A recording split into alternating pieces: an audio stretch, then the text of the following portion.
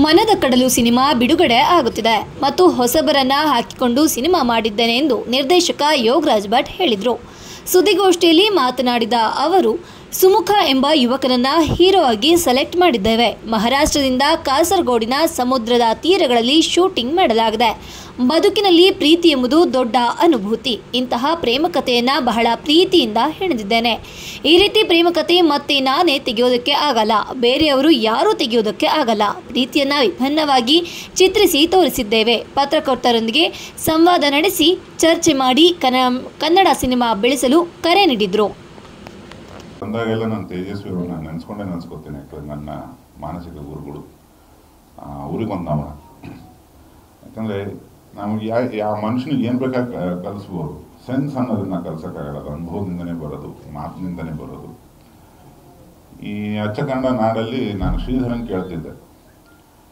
ಈಗ ಅವರೇನೋ ಪ್ರಶ್ನೆ ಕೇಳೋದು, ನಾವೇನೋ ಉತ್ತರ ಹೇಳೋದು, ಎಷ್ಟು ಊರಲ್ಲಿ ಮಾಡಿಸ್ತೀವೋ ಅದ್ರ ಪಾಡಿಗೆ ಅದು ನಡೆಯುತ್ತೆ. ನಾವು ಸಿನಿಮಾದವರು ಅವ್ರನ್ನ ವೇದಿಕೆ ಕರೆದ್ಬಿಟ್ಟು ಅಲ್ಲಿ ನಿಂತ್ಕೊಂಡು ನಾವು ಕೆಲವು ಪ್ರಶ್ನೆ ಕೇಳಬೇಕು ಅಂದ್ಕೊಂಡಿದ್ದೀನಿ. ಯಾಕಂದ್ರೆ ತುಂಬ ಜನ ಪರಿಚಿತರಿದ್ದೀರಿ ಇದರಲ್ಲಿ. ನನಗೆ ಅವ್ರು ಒಪ್ಪಿಗೆ ಕೊಟ್ಟರೆ ಮಾತಾಡೋಂದೆ, ಅವೆಲ್ಲ ನಾನು ಮಾಡಲ್ಲ, ನೀವೇ ಮಾಡ್ಕೊಳ್ಳಿ ಅಂತ. ಸೊ ಸಾಧ್ಯ ಆದರೆ ಅದೊಂದು 5 ನಿಮಿಷ ನಮ್ಗೆ ನಿಮ್ಮ ಮೇಲಿರೋ ಗೌರವಕ್ಕೆ ತಾವೆಲ್ಲ ಇಲ್ಲಿ ಬರಬೇಕು. ನಾವು ಚಿತ್ರತಂಡದವರು ಅಲ್ಲಿ ಕೂತ್ಕೋತೀವಿ. ಯಾಕಂದರೆ ಸಣ್ಣ ತಂಡ. ಸೊ ಒಂದು ಮಜವಾದ ಚಿಟ್ಚಾಟಿ ಈ ಥರನೂ ಆಗಲಿ ಅಂತ ನನ್ನ ಒಂದು ಅನಿಸಿಕೆ. ಹೊಸ ಥರ ಕಾಣುತ್ತೆ. ಇನ್ನು ಮನದ ಕಡಲು ಬಗ್ಗೆ ಹೇಳಬೇಕು ಅಂದರೆ, EK ಎಂಟರ್ಟೈನರ್ಸ್ ನಿಮ್ಗೆ ಎಲ್ಲರಿಗೂ ಗೊತ್ತು. ನಿಮ್ಮ ಮಲ್ಲಿಕಾರ್ಜುನ ಚಿತ್ರಮಂದಿರ ಈ ಊರಲ್ಲಿ 10 ದಿನಗಳವರೆಗೆ ಓಡಿದ ಸಿನಿಮಾ ಅದು. ನಮ್ಮ ಗಂಗಣ್ಣ, ಪ್ರತಾಪ್ ರವಿತಾಪೆ ಇದೆಲ್ಲ ಒಂದು ಟೀಮು. ಸಾಕಷ್ಟು ಸತಿ ಈ ಊರಿಗೆ ಬಂದು ಹೋಗಿದ್ದೀವಿ. ನಾನು, ಗಂಗಣ್ಣ, ಗಣೇಶ್ ಬಂದಿದ್ದಾರೆ. ಎಲ್ಲರ ಜೊತೆಗೆ ಇಲ್ಲಿ ಬಂದು ಥಿಯೇಟ್ರ್ ವಿಸಿಟ್ ಮಾಡೋದು, ಈ ಪ್ರೆಸ್ ಮೀಟ್ ಮಾಡೋದು. ಆಮೇಲೆ ತೀರಾ ಈ ಭಾಗದ ಪ್ರೆಸ್ನವರ ಜೊತೆ ಫೋನಲ್ಲಿ ಸಾಕಷ್ಟು ಇಂಟರ್ವ್ಯೂಗಳನ್ನ ಕೊಡ್ತಿದ್ವಿ. ಆವಾಗ ಇಲ್ಲಿ ಮಾತ್ರ ಒಂದು ಸ್ಪೆಷಲ್ ಟ್ರೀಟ್ಮೆಂಟ್ ಶುರು ಆಯಿತು ಮುಂಗಾರು ಮಳೆ ಸಿನಿಮಾಗೆ. ಇಲ್ಲಿ ನನಗೆ ಚೆನ್ನಾಗಿ ನೆನಪಿದೆ. ನಾನು ಒಬ್ಬನೇ ಪ್ರವಾಸಕ್ಕೆ ಬಂದಿದ್ದೆ. ಅದು ರಿಲೀಸ್ ಆಗಿ ಒಂದು 10 ದಿವಸ ತುಂಬ ಆತಂಕ ಆಗೋಗಿತ್ತು. ಒಂದು ಸುಧಾ ಪತ್ರಿಕೆಗೆ ಒಂದು ಆರ್ಟಿಕಲ್ ಬರೀತಾ ನಾನು ಈ ಕೋಣಂದೂರು ಇನ್ಸ್ಪೆಕ್ಟರ್ ಒಬ್ಬರು ನಮ್ಮ ಗಂಗಣ್ಣನ ತುಂಬ ಆಪ್ತರು, ಪರಮೇಶ್ವರ್ ಅಂತ, ತಮಗೂ ಎಲ್ಲ ಗೊತ್ತಿರ್ಬೋದು. ಅವ್ರ ಜೊತೆಗೆ ಆಮೇಲೆ ನನಗೊಬ್ಬ ಡ್ರೈವರ್ ಇದ್ದ, ವಿಷ್ಣು ಅಂತ ಹೋಗ್ಬಿಟ್ಟ. ಒಬ್ಬನೇ ನಾನು ಮೆಗಾಫೋನ್ ಹಿಡ್ಕೊಂಡು ಪ್ರತಿ ಕಾಲೇಜ್ಗಳು, ಆಯಾ ತಾಲೂಕುಗಳಲ್ಲಿರೋ ಪ್ರೆಸ್ನವ್ರನ್ನ ಮೀಟ್ ಮಾಡಿದ್ದೆ. ಎಲ್ಲ ಮೊನ್ನೆ ನಡೆದಂಗಿದೆ. 17-18 ವರ್ಷ ಆಯಿತು ಅಂತಲೇ ಅನ್ನಿಸ್ತಿಲ್ಲ ನನಗೆ. ಸೊ ಅದೊಂದು ಏನೋ ಒಂದು ಕನೆಕ್ಷನ್ ಇದೆ ಮಲೆನಾಡಿಗೂ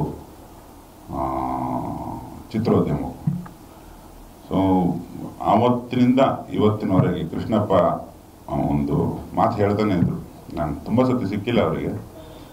ಯಾರೂ ಒಪ್ಪದೇ ಇರೋದು ಹೊಸಬ್ರದ್ದು. ಅದು ಬಡ್ಕಲು ಕುದುರೆ ಆದರೂ ಪರವಾಗಿಲ್ಲ, ಹುಲ್ಲಾಗ್ತೀನಿ ನಿನಗೆ, ಯಾರು ಒಪ್ಪದೇ ಇರೋದು ಏನಾದ್ರು ಇದ್ರೆ ನನ್ನ ಹತ್ರ ಬಾ ಅಂತ ಅವಾಗ ಹೇಳ್ತಾನೆ ಇದ್ರು. ನಾನು ಒಂದು 20 ಚಿಲ್ಲರೆ ವಯಸ್ಸು ಹುಡುಗನ ತುಂಬ ಹುಡುಕಿ ಸಿಗದೆ ಅವನಿಗೊಂದು ಕಥೆ ಮಾಡ್ಕೊಂಡಿದ್ದೆ. ಒಂದಿಷ್ಟು ಅದ್ಭುತ ಜಾಗಗಳನ್ನು ಅಂದ್ಕೊಂಡ್ಬಿಟ್ಟಿದೆ ಇಲ್ಲೆಲ್ಲ ಚಿತ್ರೀಕರಣ ಮಾಡಬೇಕು ಅಂತ. ಹುಡುಗ ಸಿಗದೆ ಸಿನಿಮಾ ನಿಲ್ಲಿಸ್ಬಿಟ್ಟಿದೆ. ಬೇಡ, ನಾ ಶುರು ಮಾಡೋದು ಬೇಡ ಅಂತ ಕೃಷ್ಣಪ್ಪನಿಗೆ, ಗಂಗಾಧರ್ ಅವರಿಗೆ ಹೇಳಿ ಇದು ಇಲ್ಲಿಗೆ ಮುಗಿದ ಅಧ್ಯಾಯ, ಇನ್ಯಾವುದಾದ್ರು ಬೇರೆ ಕಡೆ ಹೋಗೋಣ ಅತ್ಲಾಗೆ ಅಂತಿದ್ದಾಗ ಒಂದು ಮಧ್ಯರಾತ್ರಿ ಏನೋ ಕಾರಣಕ್ಕೆ ಇವ್ರ ತಾಯಿ ನನಗೆ ಫೋನ್ ಮಾಡಿದ್ರು. ಒಂದು ಟೈಟ್ಲ್ ಬೇಕು ಅಂತೆಲ್ಲ.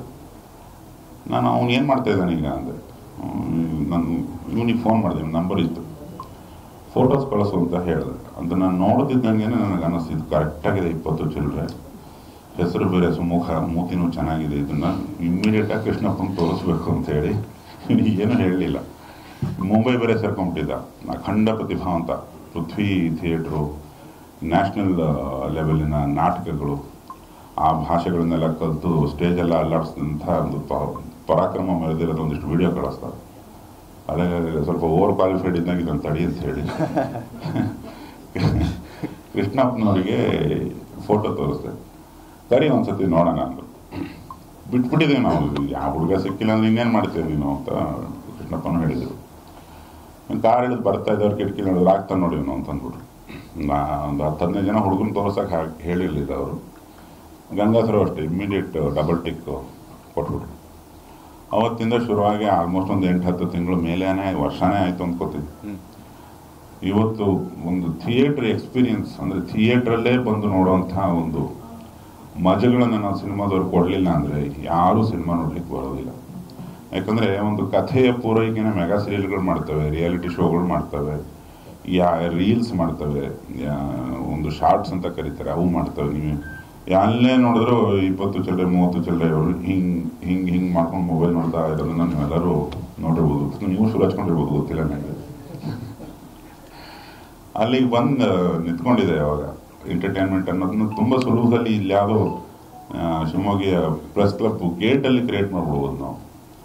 ಆದರೆ ಒಂದು ಸಿನಿಮಾ 2.5-2.5 ಗಂಟೆಗಳ ಕಾಲ ಒಂದು ಸಿನಿಮ್ಯಾಟಿಕ್ ಎಕ್ಸ್ಪೀರಿಯನ್ಸ್ ಕೊಡೋದನ್ನು ನಮಗೆ ಕಲಿಸಿದ್ದೇ ಮುಂಗಾರು ಮಳೆ. ಆ ಜೋಗದ ಗುಂಡಿ, ಆ ಮಳೆ, ಬೆಟ್ಟ ಗುಡ್ಡಗಳು, ಹಸಿರು, ಒಂದು ಸಕಲೇಶ್ಪುರದ ಸುತ್ತಮುತ್ತಿನ ಜಾಗಗಳು, ತಾಳುಗುಪ್ಪೆ, ಇವನ್ನೆಲ್ಲ ಸಿನಿಮಾ ಇದೊಂದು ಪ್ರಪಂಚ. ಇದು ನಾನು ಮಳೆಯಲ್ಲಿ ನೆನೀತಿದ್ದೀವಿ ಅನ್ನೋ ಒಂದು ಫೀಲಿಂಗ್ನ ಹುಟ್ಟಿಸ್ತದೆ ಚಿತ್ರಮಂದಿರದಲ್ಲಿ. ಆ ಥಿಯೇಟ್ರ್ ಎಕ್ಸ್ಪೀರಿಯನ್ಸ್ ಸಿಕ್ಕಿದ್ದಕ್ಕೆ ಜನ ಅದನ್ನ ಚಿತ್ರಮಂದಿರಕ್ಕೆ ಬಂದು ನೋಡಿದ್ದು. ಆ ಥರದ್ದೇ ಬೇಕು ಅಂತ ನಮ್ಮ ಕೃಷ್ಣಪ್ಪ ಅದು ಒಂದು ಬಿಟ್ಟಿದ್ದೀವಿ. ಅದನ್ನು ಹೊಂದಿಸೋದಿದೆಯಲ್ಲ, ಮಹಾರಾಷ್ಟ್ರದಿಂದ ಹಿಡಿದು ನಮ್ಮ ಕಾಸರಗೋಡುವರೆಗಿನ ಒಂದು 100 ಜಾಗಗಳಲ್ಲಿ ಚಿತ್ರೀಕರಣ. ಸಮುದ್ರ ಎಲ್ಲಿ ಹೋದ್ರೂ ಒಂದೇ ಥರ ಕಾಣ್ತದ್ರಿ ಅಂತ ನಮ್ಮ ಟೀಮ್ನವರು. ಅದರಲ್ಲೊಂದು ವೆರೈಟಿ ಬೇಕು. ಆ ಸೀಸನ್ ವೈಸ್ ಅದ್ರದ್ದು ಅಲೆ ಜಾಸ್ತಿ ಆಗುತ್ತೆ, ಕಮ್ಮಿ ಆಗುತ್ತೆ, ಅವನ್ನೆಲ್ಲ ಕ್ಯಾಪ್ಚರ್ ಮಾಡಬೇಕು ಅಂತ ಹೇಳಿ ಮನದ ಕಡಲು ಅಂತ ಟೈಟ್ಲ್ ಇಟ್ಟು ಅಲ್ಲಿಂದ ಶುರುವಾದ ಜರ್ನಿ ಈಗ ರಿಲೀಸಿಗೆ ಬಂದು ನಿಂತಿದೆ. ಮಾರ್ಚ್ 28ಕ್ಕೆ ರಿಲೀಸು. ನಾನೊಬ್ಬ ನಿರ್ದೇಶಕ ಅಲ್ಲದೆ ಒಬ್ಬ ಕನ್ನಡ ಪ್ರೇಕ್ಷಕನಾಗಿ ಹೇಳ್ತೀನಿ, ಇದು ಇನ್ನೊಂದು ಮೈಲಿಗಲ್ಲಾಗುತ್ತೆ. ನಾವು ಈ ಪ್ರಮೋಷನಲ್ ಕ್ಯಾಂಪೇನಲ್ಲಿ ಮಾಡ್ತಿರೋದೇ ಅದು. ಅವತ್ತು ಮುಂಗಾರು ಮಳೆ, ಇವತ್ತು ಮನದ ಕಡಲು. ನಿರ್ಮಾಪಕರು ಅವರೇ, ನಿರ್ದೇಶಕ ನಾನೇ ಇದ್ದೀನಿ. Of course team ಬದಲಾಗುತ್ತೆ. 20 ವರ್ಷದ ವಯಸ್ಸಿನ ಹುಡುಗನ ಕಥೆ ಬರ್ಕೊಂಡಿದ್ದರಿಂದ ಈತ ಬಂದ. ಇಲ್ಲಾಂದರೆ ಪ್ರಾಬಬ್ಲಿ ಗಣೇಶ್ ಇರ್ತಿದ್ರು ಏನೋ. ನನಗದು ತುಂಬ ಇಷ್ಟಪಟ್ಟು ಮುದ್ದಾಡ್ಕೊಂಡು ಬರೆದ ಕಥೆ. ಈತ ಸಿಗ್ತಾ ಇನ್ನು ರಾಶಿಕಾ ಶೆಟ್ಟರು, ಅಂಜಲಿ ರಾಯರು, ಅವರು ಅಂಜಲಿಯವರು ಬರಬೇಕಿತ್ತು, ಮಧ್ಯಾಹ್ನದ ನಂತರ ಏನೋ ಬರ್ತಾರಂತೆ. ಒಂದು ಕನ್ನಡ ಹೆಣ್ಣು ಸ್ತ್ರೀ ಪಾತ್ರ, ಫೀಮೇಲ್ ಕ್ಯಾರೆಕ್ಟರ್ಗಳಿಗೆ ಒಂದು ಟೆಂಪ್ಲೇಟ್ ಆಗೋ ರೇಂಜಿಗೆ ನಟಿಸಿದ್ದಾರೆ. ಒಂದು ಉದಾಹರಣೆ